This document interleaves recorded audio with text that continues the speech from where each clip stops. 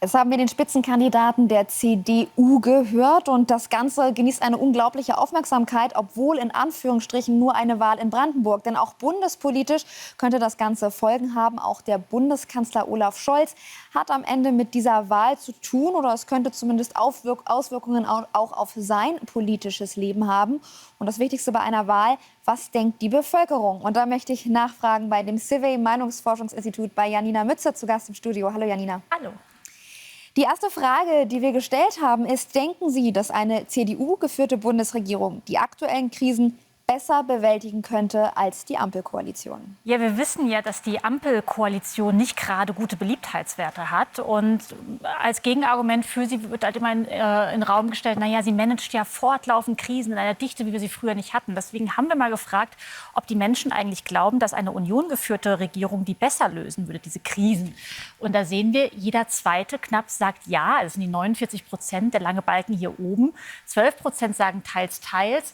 38% sagen nein und nur 1% sagt weiß nicht. Also knapp jeder Zweite sagt, ja, eine CDU-geführte Bundesregierung, die würde das besser machen. Und interessant dabei ist, dass sogar 63% der FDP-Anhänger das Gleiche sagen. Also die Ampelregierung, die ist nicht mehr die beliebteste Koalition, die die Menschen sich hier wünschen. Das sehen wir ganz deutlich. Das ist auch nicht neu. Sie werden immer unbeliebter.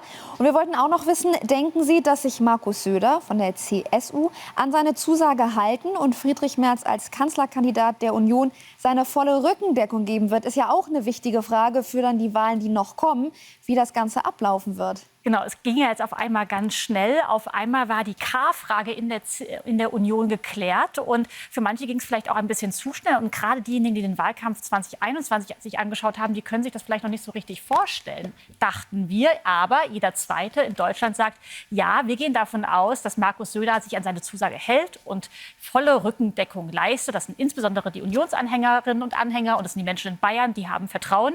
41% sagen nein, das sind eher die Menschen, die in anderen politischen Lager zu Hause sind. Und knapp jeder Zehnte sagt, er weiß es noch nicht oder sie weiß es noch nicht. Also die lassen es noch mal ein bisschen auf sich zukommen. Aber gar nicht so wenige, die dran glauben. In der Pressekonferenz wirkten die beiden ja auch sehr befreundet. Es gibt aber noch einen wichtigen Punkt, und zwar die Koalitionsfrage. Und zumindest Friedrich Merz, der sagt, dass es zum jetzigen Zeitpunkt nicht den Plan gibt, mit den Grünen irgendwann mal eine Koalition zu bilden. Aber wie sieht es denn mit der Bevölkerung da draußen aus? Sollte die Union denn ein Bündnis mit den Grünen ausschließen? Es sind ja regulär noch 12 Monate. Von daher sind Koalitionsansagen immer schon sehr taktisch und sehr früh in der Taktik. 53% der Deutschen halten es allerdings für richtig, dass die Union eine Koalition mit den Grünen auf Bundesebene ausschließt. Also das ist schon ein gewisses Sentiment, was wir in der Bevölkerung sehen, was in Teilen der Bevölkerung sich klar gegen Grün ausspricht. Es gibt aber auch die andere Seite, die 44%, die sagen, nein, das macht keinen Sinn. Wir werden die Grünen brauchen oder man steht auch hinter den Themen der Grünen oder man sagt eben einfach, ohne sie wird es in einer Koalition auch schwierig. Nur 3% sagen, sie wissen es nicht. Es ist auch eine sehr polarisierende Frage. 3% sagen, sie wissen es nicht. Sehr viel mehr Prozent sagen, dass sie den Bundeskanzler nicht so unbedingt in seiner Führungsposition sehen. Daher jetzt die Frage: Wie sieht es die Bevölkerung denn mit diesem Bundeskanzler? Sollte der überhaupt noch mal als Kanzlerkandidat bei der kommenden Bundestagswahl antreten oder es vielleicht dann lassen? Ja, die Kritik, die wird ja auch schon lauter aus den eigenen Reihen. Zuletzt hat man den Parteichef der SPD schon zum Kanzler etwas kritischer sprechen hören. Deshalb haben wir mal gefragt, ob die Menschen sagen, dass Olaf Scholz ihrer Meinung nach bei der kommenden Bundestagswahl noch mal als Kanzlerkandidat für die SPD antreten sollte. Das wäre ja erstmal natürlich aus seinem Amt heraus. Allerdings sagen nur 21%, also nur jeder Fünfte, ja, das sollte er tun. 72%, das ist ja wirklich sehr lange Balken hier, sagen nein, das möchten sie nicht. 7% sagen, sie wissen es nicht. Hier ist nochmal interessant, dass die SPD-Anhängerinnen und Anhänger hier wirklich gespalten sind. Also wir sagen 49%, ja, er sollte es machen, aber es ist eben nur jeder Zweite. Knapp genauso viele sagen, nein, er sollte es nicht machen. Also das wird spannend bleiben.